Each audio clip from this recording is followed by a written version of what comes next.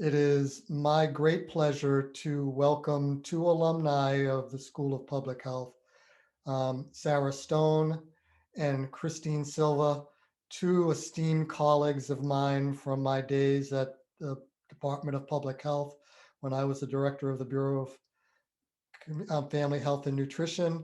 Both of them were my dear colleagues, and I'm really happy to see their face again and let them share a little bit about who they are and what they do and why are they here to share and talk about their racial equity data roadmap. Sarah, Christine, take it away.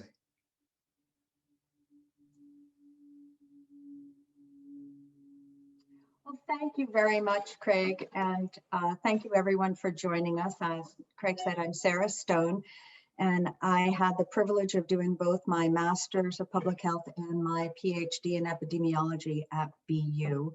And I have been working at the Department of Public Health as a senior epidemiologist in the Bureau of Family Health and Nutrition for the past 4 years. And I will let Christine speak for herself in a moment, and then we'll get back to the slides. Hi, everyone. It is so great to have a coming back home to BU and see so many familiar faces. My name is Christine Silva. I am a graduate of the College of Arts and Sciences and the School of Public Health. I did a dual concentration in biostatistics and maternal and child health. And I am currently the director of the Massachusetts Maternal Infant Early Childhood Home Visiting Program at the Department of Public Health. Pass it back to Sarah. Thank you. So good afternoon, everyone. We are delighted to welcome you to our presentation of the Massachusetts Department of Public Health's Racial Equity Data Roadmap, data as a tool toward eliminating structural racism. But before we get started, I want to acknowledge that we are two white women presenting on the topic of addressing structural racism. We typically try to facilitate presentations such as this in mixed race pairs because we have all had different roles to play in racial equity work.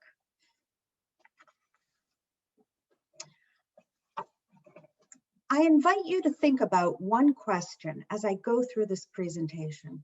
What challenges have you experienced in using data to address racial equity? Our hope is that the roadmap will be able to help you address some of those challenges. This is the question that motivated us throughout our project.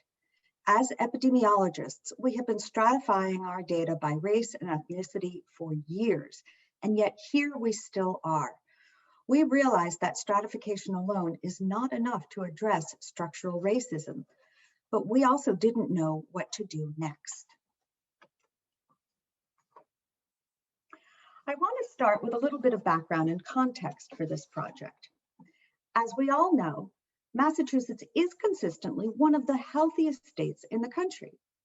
But underneath that accomplishment, we know that racial and ethnic health inequities exist and have persisted for decades despite our efforts to improve outcomes.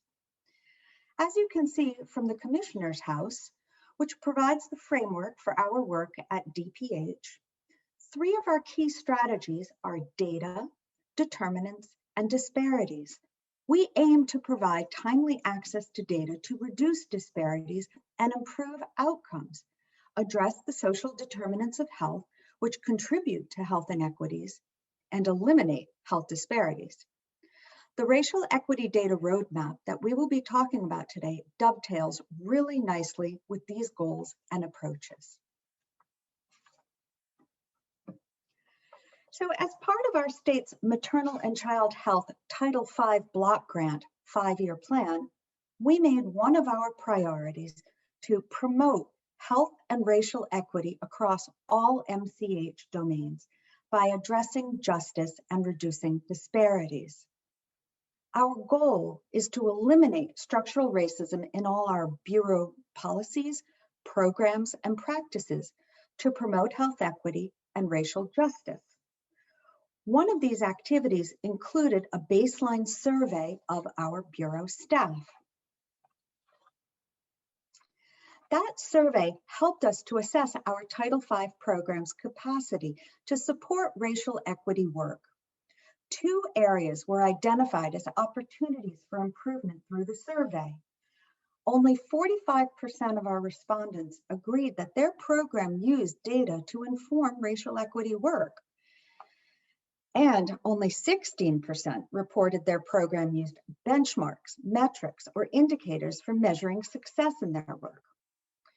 So in response to the survey findings, a team of 5 epidemiologists, including Christine and me from the Bureau of Family Health and Nutrition, were participating in a Lean Six Sigma quality improvement course in 2018.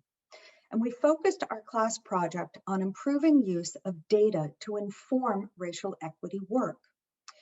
Lean Six Sigma is a quality improvement method that relies on a collaborative team effort to improve performance by systematically removing waste and reducing variation.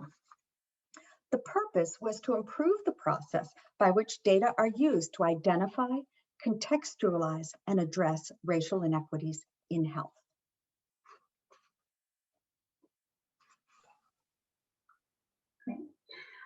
So this slide outlines the methods applied by the Lean Six Sigma team. The overall quality improvement framework used was the DMAIC process. And DMAIC stands for Define, Measure, Analyze, Improve, and Control. In the define phase of our process, we used value stream mapping to map the process steps to better understand the flow of using data to inform racial equity work and to identify challenges. Next, the team engaged stakeholders from the Department of Public Health through key informant interviews. Interviews included a review of the value stream map and time to identify additional challenges and brainstorm potential solutions. The team also conducted a survey of program directors and managers to gather quantitative data on the extent to which programs were using data for racial equity work. Based on the information gathered from the key informant interviews and the survey, the team used a cause and effect diagram adding cards, or a CDAP, to organize the identified causes and challenges. The CDAC was the starting point for our quality improvement project focused on the development of the racial equity data roadmap. So here's a picture of our value stream map. A value stream map is a standard tool for documenting material, resource, and information flow. It's a helpful tool to understand the flow of a process from start to finish and to identify potential headaches and points of stagnation.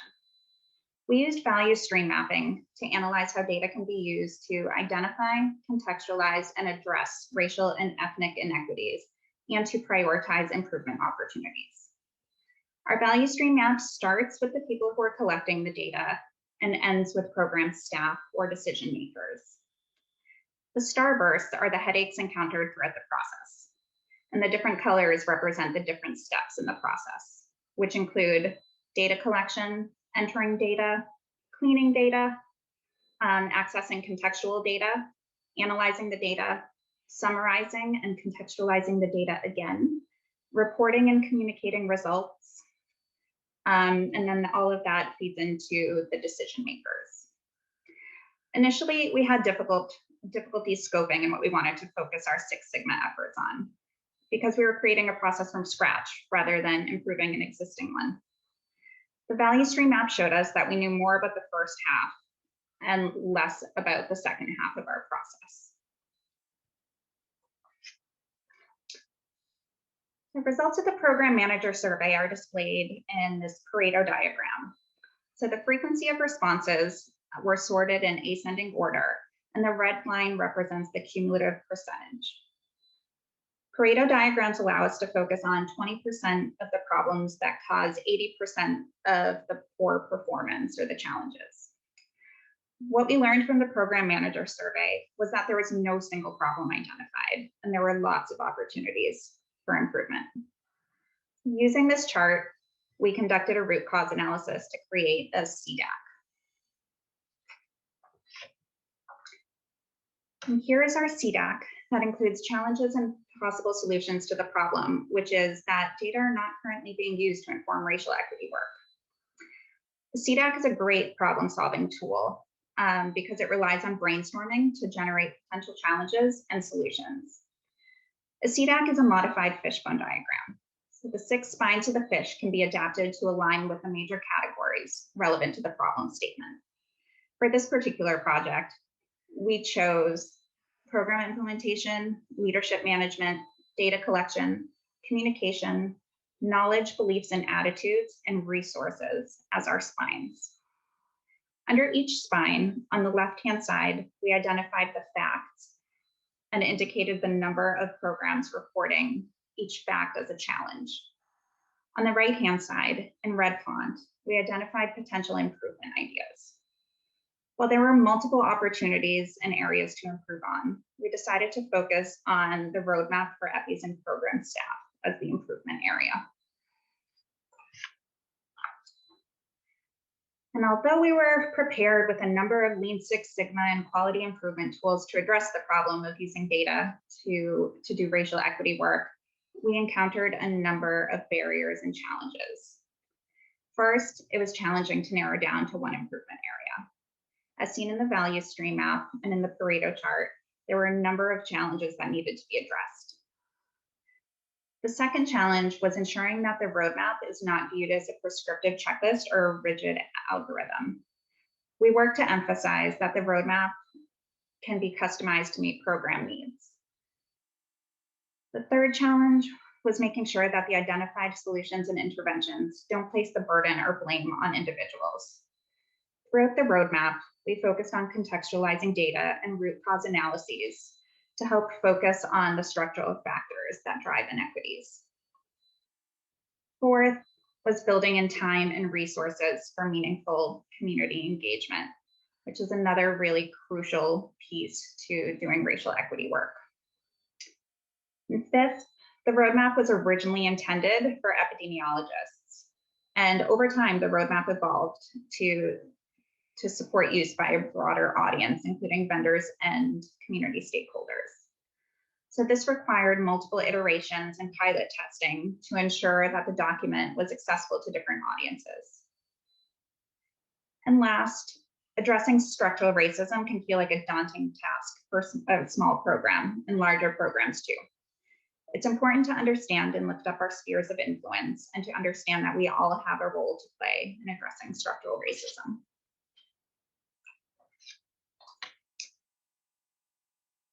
In moving from our Lean Six Sigma quality improvement project to implementation of the roadmap, we started with 2 team members from the Lean Six Sigma team attending the National Maternal and Child Health Workforce Development Center Strategic Skills Institute in the summer of 2018. Our time at the Skills Institute focused on developing an implementation plan for formalizing the racial equity data roadmap. Following the Skills Institute, the team engaged DPH colleagues and convened the Racial Equity Strategic Pathway Implementation Team, known as RESPIT. RESPIT was tasked with assisting the development of the roadmap and ensuring that it would be broadly applicable across programs. Since 2018, the RESPIT team has met bi-weekly to finalize the roadmap and to provide technical assistance to programs piloting it. The roadmap offers a suggestive methodology for how to assess progress in addressing inequities, but it is not meant to be a prescriptive checklist or a rigid algorithm. Rather, it's a collection of guiding questions, tools, and resources. We hope that it can be customized to best suit the needs of programs with varying levels of capacity in data analysis, quality improvement, and racial equity reframing techniques. So far, the roadmap has been piloted by the Welcome Family Home Visiting Program in our bureau at MDPH, and will soon be piloted by the Maternal Mortality Review Committee and the Asthma Prevention and Control Program. Christine will discuss the Welcome Family pilot shortly. So here's an overview of the different stops along the roadmap. I'm going to very briefly walk through what is included in each of the 7 sections. The roadmap itself is a narrative document and we can share the link to it after this call, and you can find it online. Section 1, Applying a Racial Equity Reframe. This section describes the importance of reframing the data with a racial equity lens. Reframing how your program views health outcomes can help understand how and why existing disparities and inequities are unfair, unjust, and preventable. This section also introduces a racial equity reframing tools to apply to the topic or focus of your program. Some of you might have heard or even used a reframing tool that is referenced in our roadmap. Essentially, this is a tool that provides an opportunity to think differently about the most effective ways to address racial inequities that focus on the underlying structural factors. Section 2 is assessing program readiness to use a racial equity data reframe. When we talk about program readiness, we mean having the knowledge, resources, and capacity to collect and use data to promote racial equity. This section introduces the Racial Equity Program Data Readiness Assessment, which is another tool that we created to determine the extent to which basic systems are in place to support data-driven racial equity work. The readiness assessment helps your programs to identify gaps in knowledge and resources and suggest strategies to help build your program's capacity. We want to note that this tool is distinct from other racial equity readiness assessments that people might be familiar that are more program focused. Section 3, Disaggregating Data and Assessing for Inequities, describes the importance of analyzing data in smaller units, such as race, ethnicity, or zip code, to identify inequities that can then be addressed through changes to policies, practices, and programs. This section walks through steps for disaggregating data and opportunities for improving the completeness and accuracy of your data. It also provides guidance on comparing disaggregated data across population subgroups to determine whether inequities exist. And the section concludes with an acknowledgement that the work does not stop at disaggregation. We actually have to prepare for an analysis that connects observed disparities to social and structural determinants of health. Section 4 covers how to contextualize data for equity, which is the process of providing a narrative to describe racially explicit data that addresses both the historical and current systems of oppression, like racism and sexism.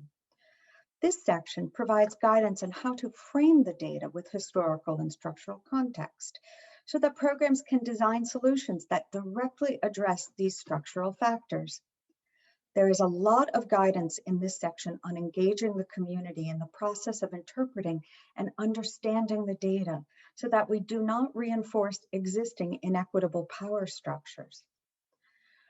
This section also introduces measurement tools to help contextualize community level and structural factors. An example would be the Child Opportunity Index, which measures and maps the quality of neighborhood resources and conditions that are important for healthy child development. Another example is DPH's own Population Health Information Tool, which is a web-based compendium of health data that's organized around social determinants of health. Section 5, Prioritizing Strategies, introduces tools to support the process of identifying the most striking inequities, feasible for intervention, and creating a plan to address them. If in the process of disaggregating and contextualizing data, more than one inequity is identified, and there usually is more than one inequity, a program might want to prioritize which inequity to address first. This section also introduces tools that can be used to help make that decision, such as a health equity feasibility impact grid. Once you've determined which inequity to address first, you need to examine the current program strategies and brainstorm additional opportunities to address the identified inequity, being sure to consider whether strategies use a downstream, upstream, or groundwater interconnected systems approach, or more likely a combination of approaches. Section 6 is developing an equity spotlight to highlight the data. An equity spotlight is what we call a communications tool that highlights and frames the inequity and can come in a number of forms, such as a fact sheet, presentation, website, infographic, or even a peer-reviewed article. An equity spotlight is a very important tool to deepen understanding of racial equity and make a clear and compelling call to action to address the impact of structural racism on the identified inequity. That is why Section 6 outlines important questions and considerations in designing materials used to communicate the data to key stakeholders, such as accessibility for people with disabilities, use of plain language, and formatting tips. The last section, Section 7, moves us from data to action. It describes how to plan, implement, and assess the effectiveness of interventions to address the inequities chosen to prioritize. Examples of tools and resources covered in Section 7 include where to find information on existing evidence-based public health interventions, such as the CDC's Community Guide. The roadmap also introduces an equity-adapted version of the Institute for Healthcare Improvement's Model for Improvement, for those familiar with CQI, Continuous Quality Improvement, and Plan, Do, Study, Act cycles.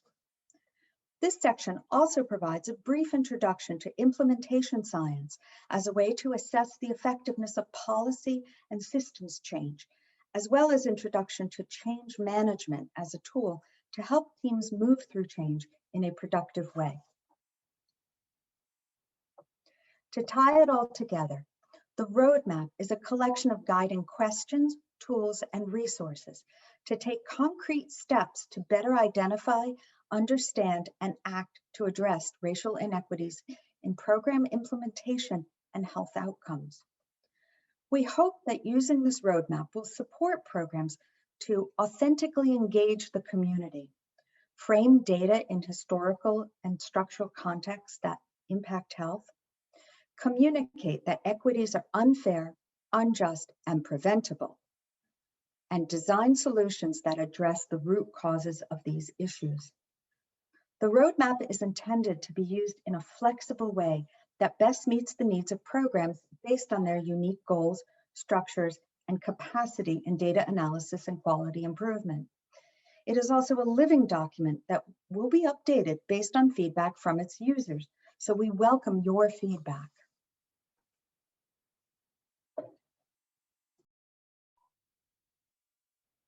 So now I'm going to walk us through a case study of piloting the roadmap with Welcome Family, a program that offers nurse home visits to families with newborns. So all caregivers of newborns, regardless of income, risk, age, or prior birthing experience, are eligible for a Welcome Family visit. Welcome Family is currently offered in 5 communities in Massachusetts. And one of our community partners is the Boston Public Health Commission, which is right near the BU School of Public Health on Albany Street. So we selected Welcome Family for our first roadmap pilot because it had an existing, well-established learning collaborative, and the community-based Welcome Family programs were well-practiced at using data to identify improvement activities and conducting rapid cycle tests of change, or Plan, Do, Study, Act cycles. During the roadmap pilot, we developed an equity spotlight, which was a data brief highlighting racial and ethnic inequities identified by analysis of program performance measures. These equity spotlights were shared with staff from the local Welcome Family programs, who then honed in on one inequity as the focus of their improvement projects.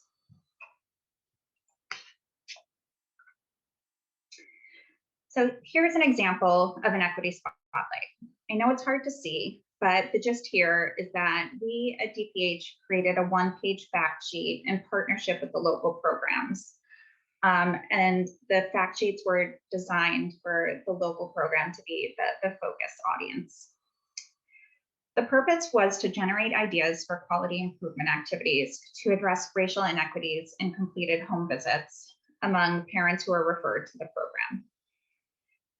This equity spotlight included some background information, including definitions, graphs showing the program performance measure data, a map of the city of Boston with the locations of key referral sources, and a call-out box for programs to promote equity and some guiding questions that they could use when considering their equity spotlight. So one of the Welcome Family programs identified that they had a lower home visit completion rate with Hispanic parents of newborns compared to non-Hispanic parents. As a team, the program conducted a root cause analysis to identify potential causes of this inequity. And the specific root cause analysis tool that they used is called the 5 whys, which is asking the question why 5 times until you get closer to the root cause of the problem. So stopping at 1 why is not quite enough. They focused on systems and structures such as community history, cultural beliefs, and staff language capacity, rather than individual behavior as the contributors to lower home visit completion rates. The program then met with staff from 4 different community-based agencies who worked with Hispanic parents. They shared the equity spotlight to get the conversation started. They also shared what they had brainstormed as a team during the initial root cause analysis and sought additional input on the causes of the identified problem, asking questions such as, what other data are needed to understand the causes of the inequity? And what other context about the community, such as needs and assets, can you provide to help understand the causes of the inequity? After the community meetings, the programs used a fishbone diagram to map their problem statement and the root causes. They then began identifying solutions to address the root causes and planned PDSA cycles to test the changes. So here's an example of that fishbone diagram. You can see on the far right, the problem that they've identified is that is lower home visit completion rate for Hispanic clients compared to non-Hispanic clients. And the colored boxes are the root causes of that problem, organized into buckets related to people and resources, processes and practices, policies, and the environment. For example, instead of saying that the reasons for lower home visit completion was because families didn't call the program back to schedule the visit, the programs identified structural factors such as family immigration status, lack of trust of the healthcare system, and a program's limited budget for interpretation as potential causes of the problem statement.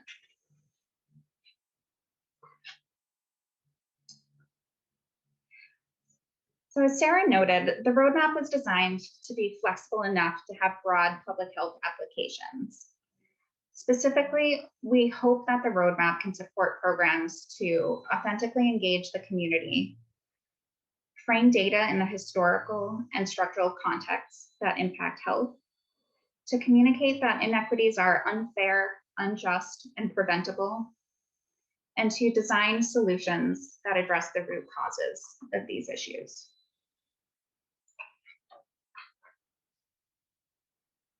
So as we noted, we've been working on the roadmap since 2018, and we completed a full draft of the roadmap in spring 2020. As noted earlier, the roadmap was piloted with the Welcome Family program, and we are gearing up to pilot the roadmap in the Maternal Morbidity and Mortality Review Committee, the Asthma Prevention and Control Program, and the Parents as Teachers Learning Collaborative. Within DPH, the document has been shared widely and presented during several webinars and grand round presentations to department staff across the state. We're also distributing the roadmap widely across our external networks, including HRSA, the Health Resources and Services Administration, the CDC, and AMCHIP, the Association for Maternal and Child Health Programs. The roadmap was posted to the DPH website this winter, and we are monitoring website hits to track the reach of the roadmap. In addition, the roadmap was selected as the most innovative quality improvement effort at the Department of Public Health and highlighted in the Public Health Accreditation Board annual report in 2019.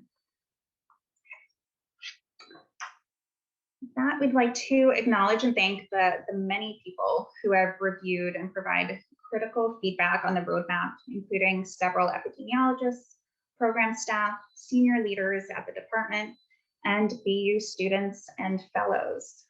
The names in bold represent past and current BU affiliations. With that, we thank you. And if you'd like a copy of the roadmap or want to learn more about it, you can email the Respite email account listed here, respite@mass.gov, and we'd be happy to answer any questions. Thank you all.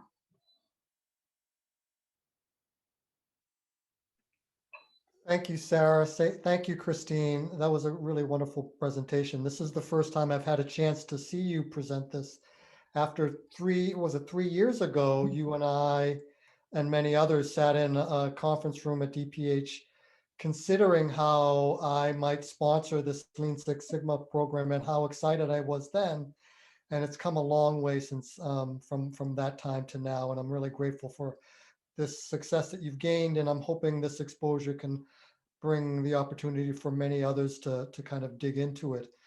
Let me ask one first question, and then Emily, if you would start reading some from the chat, and we can offer other time for others to speak out loud, perhaps.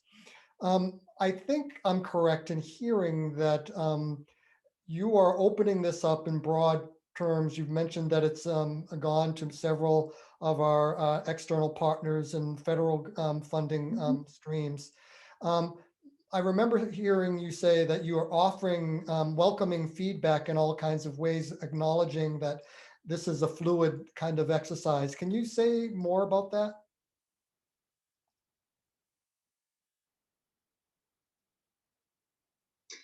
Christine, go ahead. Yeah, sure. So yes, as I noted, the Respite team continues to meet bi-weekly, and we, through the Respite email account, we welcome feedback of people who have tried piloting the resources and ideas for how to bring the racial equity data roadmap to different settings. A couple of examples are through the Home Visiting Collaborative Improvement Innovation Network, sponsored by HRSA and facilitated by the Educational Development Center. We've offered the roadmap as a framework for their new health equity coin. And we will provide TA and guidance to think through how that could be implemented to support federal home visiting programs as they start their journey and using data to inform racial equity work.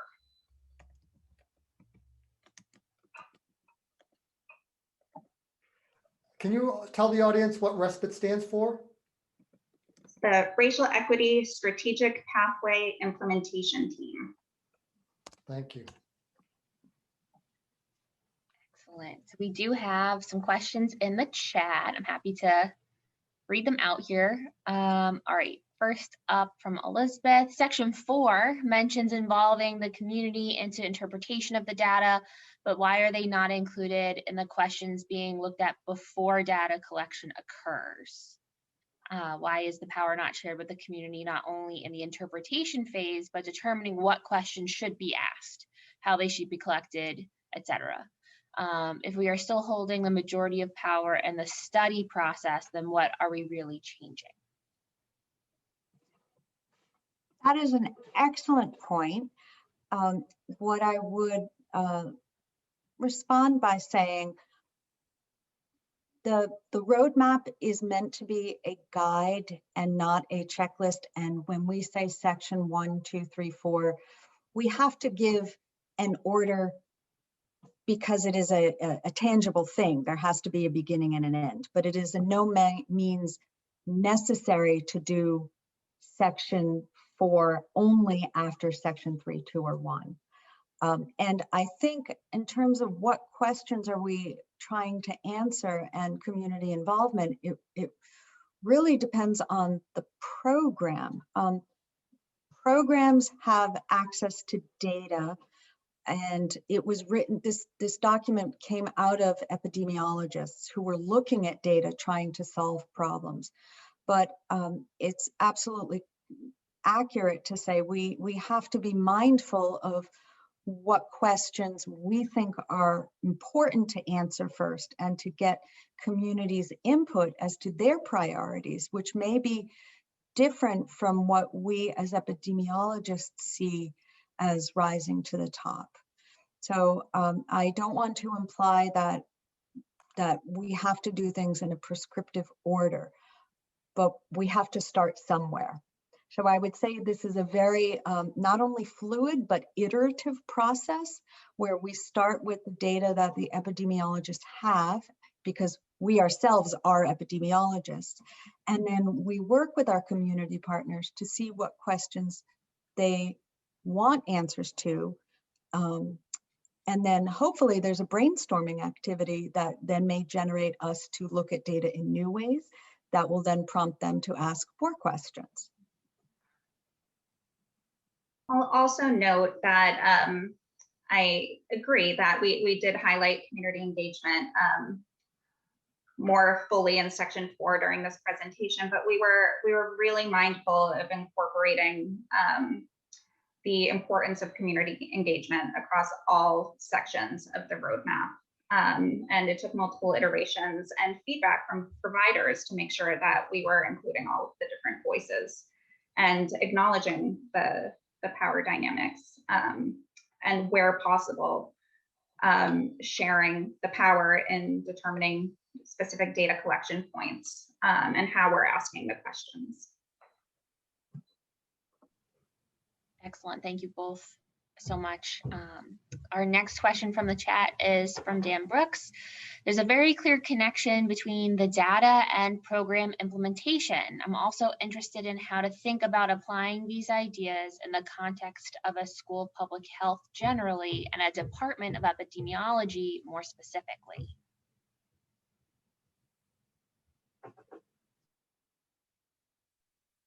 I think there are a whole team of epidemiologists on the respite team who would love to continue that thought. There's a lot of excitement about thinking about how the roadmap can be applied to different contexts, including in academic institutions.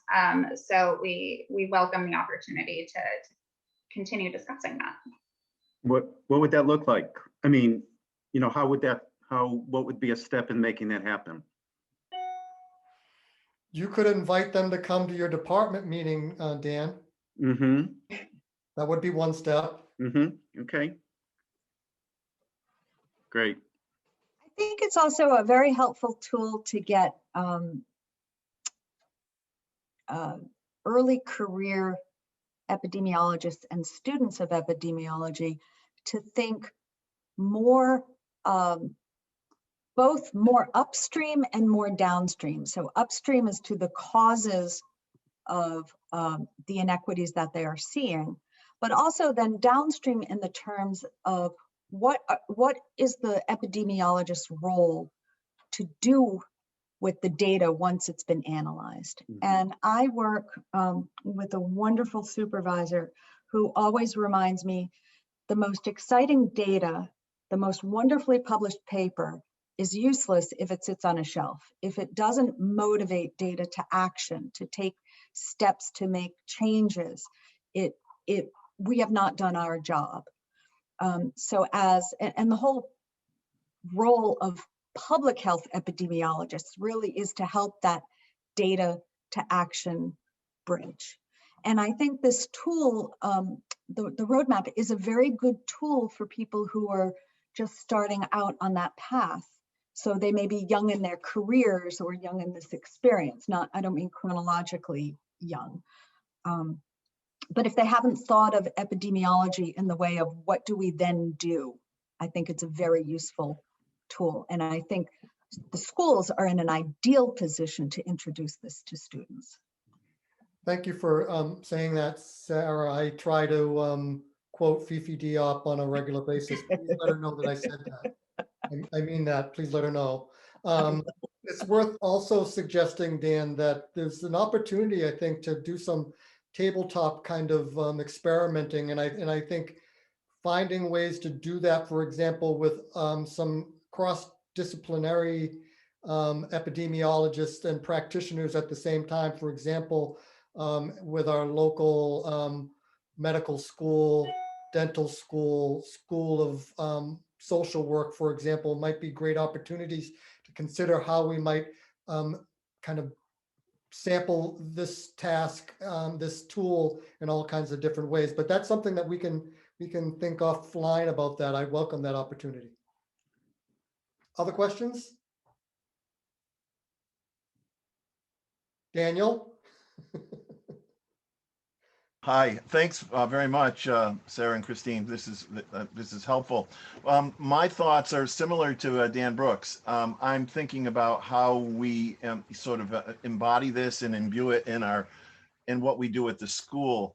And I do appreciate, the strong, how this is so foundational at doing equity work from an epidemiological perspective. But many of our students, of course, all of our students haven't sort of come from an epidemiologic framework, but many of them who are actually on the ground or working with different kinds of organizations, community-based and other organizations, they're not epidemiologists per se, but they're very much involved in an assessment and program or intervention development. And what I love about your work is it's comprehensive, but that means it's very complex. And I'm not suggesting how do we find ways to reduce the rigor of it, or to dumb it down, as they say. But I'm really struggling to see how this could be sort of simplified without losing critical components or principles that are actionable for people who are not epidemiologists, but who are working, who understand assessment, who embrace community-based participatory approaches. And they are using a lot of the assessment data that's out there now, like there's the 500, the Places, 500 Cities Project, county health rankings, all of these tools. But it's very hard, I've learned, and with my students in my own practice work, for folks to be able to, they understand conceptually how inequities create disparities in their structures, but they don't really know what kinds of assessment data points or indicators they should be looking at so that they can measure indicators of progress. And we could use a lot of help in that area. So I almost see what the great work you guys are doing and have done. There's another translational phase here for people who can use it, because it's still like, look, just think about it. You're at the Department of Public Health, and that's a vast organization with such a brain capacity. And at the local, it doesn't play out so easily on the ground.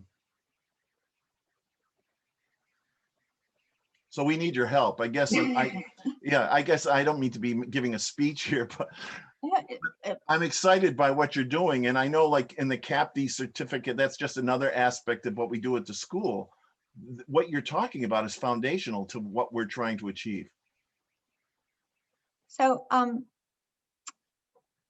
my thoughts are that this is complex, but it is not complicated. And though the original Lean Six Sigma team was full of epidemiologists, and Respite is very heavy in epidemiologists, the roadmap itself, the actual document, which is narrative, is not at all meant to be only the purview of epidemiologists or biostatisticians at all. There is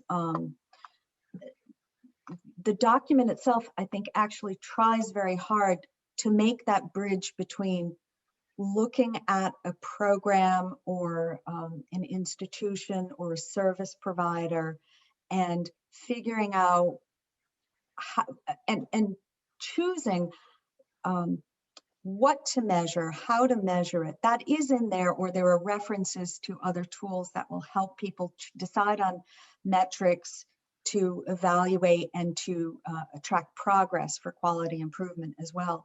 But it really is user-friendly, I think, in terms of the whole document. And one reason that we welcome feedback from the programs that use it is because we want it to be accessible to many types of programs. So the Welcome Family Program, and Christine can speak specifically to this because she also was the epidemiologist for the Welcome Family Program. But in terms of the amount of data that or the types of data we were looking at, it was not sophisticated data analysis at all. It's really understanding information and resources and what we're asking, and those questions, those 5 whys are really critical. And I think that's at the heart of all of this, is to really go backward and keep asking the questions of why is something so, and then we relate it to the data that we're looking at, and then we have to decide what we're doing with it. I would just reassure you, it's not a frightening, difficult piece of literature. It really is meant to be user-friendly. I will just jump in here. I want to offer an opportunity for others to ask questions, and thank you for yours, Dan. And in response to what both you and Sarah just mentioned, for an alum who in my MPH and my DRPH program, Dr. Wayne Lamort and Lisa Sullivan will testify to the fact that I am no epidemiologist and stuck to my home in the Community Health Sciences Department. I read the document thoroughly and found it incredibly accessible, and was able to think through ideas that could be used in all sectors of BU School of Public Health. So take that for a non-epidemiologist, and we can talk more about opportunities in the future. Other questions?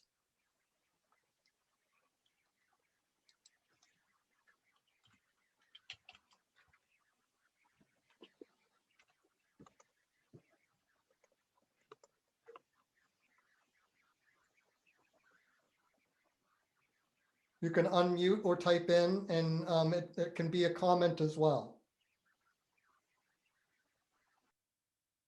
Lois has a question in the chat. In context of this conversation, it'd be terrific to hear more about the kinds of other data that have often been used and requested.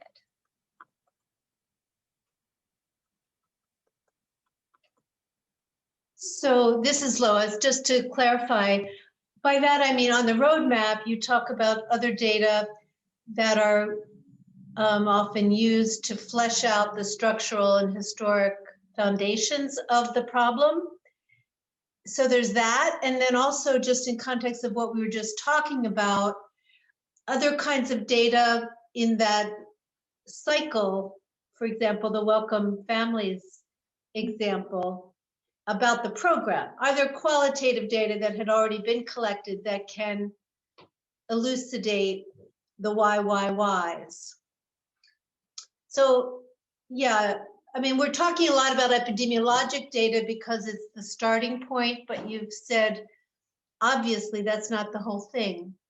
So tell us more about other kinds of data, if you could. Sure. I will add, from the Welcome Family perspective, I think we not only had program data and programs that were well-versed in quality improvement and data collection and reporting. From a data perspective, they were very well positioned to succeed with this project. However, they really we needed to set the foundation to really build up their qualitative data capacity. And I would say that the essence of the work that was done with the Welcome Family program was really in those community conversations and engaging their home visiting program advisory committees and looking for experts within the community, people who have lived in the communities for years and have that historical context to really understand what they're seeing in the data. That was invaluable to the support of the project. I will also add that although this hasn't made it into version 2 of the roadmap, we heavily relied on the roadmap to inform the Massachusetts MCV statewide needs assessment that is currently under HRSA review. So we applied components of the roadmap, not the whole document, but specifically in translating concrete data points into just reporting on disparities and really shifting to the inequities and focusing on the why.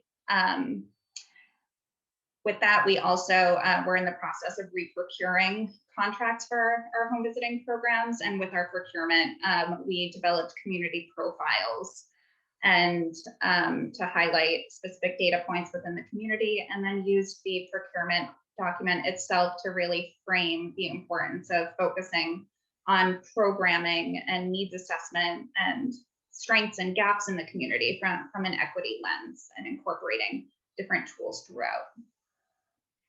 Thank you, Christine. I just want to highlight a couple of things that you mentioned there. The idea that you don't have to take the roadmap tool as a complete set that uses every single component, that you could, if anyone picked up the online document and started reading it, you would quickly find certain parts of the tools and processes that you could engage in and utilize immediately.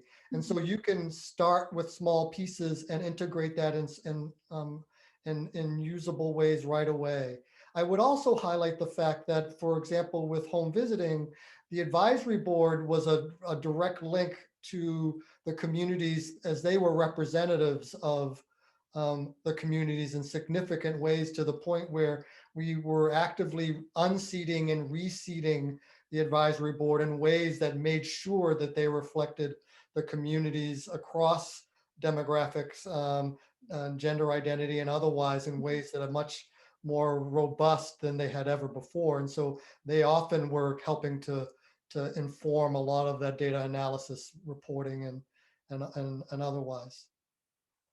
Other questions? We're coming up on time. So, I just wanted to follow up on Lois's question when she refers to other data. So that's one kind of other data. I was also interested in what I understand is that, for instance, it's very common for the Department of Public Health to show data that there are inequities and disparities in diabetes rates, asthma rates, different types of mortality, and so forth. And then you're saying you want to bring in data that will provide that context for what are the structural factors. I'm interested in, like, where do you go for that data? Is that census data? Is that, what kinds of data actually are you talking about that we can do to do a deeper dive than just saying things are different? Sarah, you want to go first? All of the above, Dan. We use census data. The population health information tool that he provided the link for is also an excellent resource through which there are other links to data sources and information about communities. The Childhood Opportunity Index, the Children's Watch website. It really is sort of program specific or exposure specific or outcome specific. It depends on what you want and what you're looking for. But we try to cast a very broad net for what we consider informative data. Christine, do you want to add to that? I think you covered the big data sets. I would also add that in thinking about engaging the community and raising the community voices, one additional data source that was really helpful for our needs assessment was looking at local community needs assessments and looking at what data points they're collecting. That was not something that we had traditionally done before and never really considered, but it really is truly eye-opening to see where the community goes to get the information. Great, thank you very much. I'd lost track of the data that that DPH was putting online. It's great to know about that fit data. We'll definitely look into that. And as Christine mentioned, the communities themselves may have sources of data, like the hospital community needs assessment that they have to do. So that would be another area I would look at. Thank you. So we are at 1:59. I want to first congratulate and thank Sarah and Christine for a wonderful presentation. We brought in 64 or so people in, which is a significant number for a Wednesday cold afternoon. And that's a real illustration of the innovation that you've created and where there's all kinds of opportunities to go. So hopefully this isn't the last conversation, but just the first. I'm grateful for everybody that joined us, and I hope you share information about what you heard today so that other people that weren't able to join us could hear more. And I wish you all the best. Christine, Sarah, thank you so much, and give our best to our colleagues over at DPH. Well, thank you all for having us. We appreciate it. Thank you for having us. It's been wonderful. Best wishes. Thank you.